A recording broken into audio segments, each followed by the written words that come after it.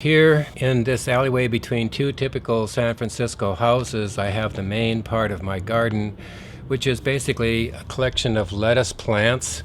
There are some flowers in there, but I have 4 or 5 different kinds of lettuce and possibly a spinach here in the end.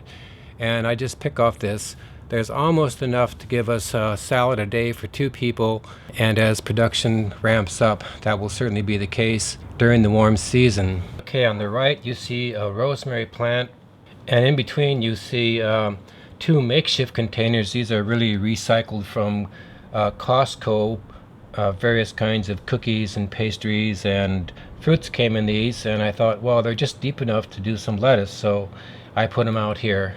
Here are 3 10-inch pots that cost about $4 each.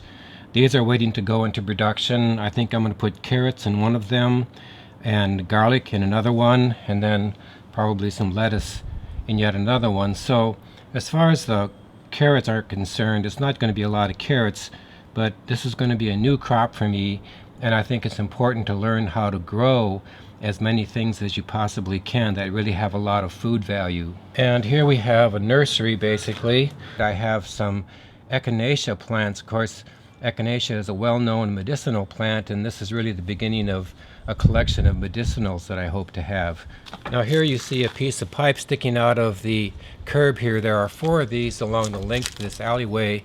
When I came to this house, there was a rickety old fence which I took down, but now I'm thinking that what I'm going to do is use these holes in order to build some trellises that maybe are 6 feet tall, so then I can grow vining crops on the trellises, and at the top I will have some L brackets with another pole, so I can put hanging plants on an upper level, and then I'll be making the best use of the space.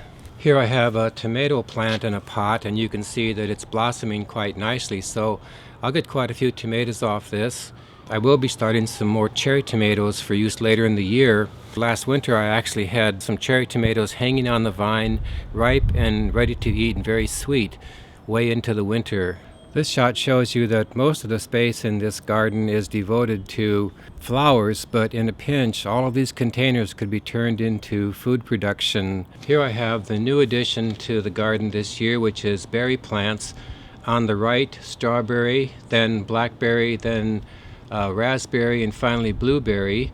I've had a few strawberries. The blackberries aren't doing much.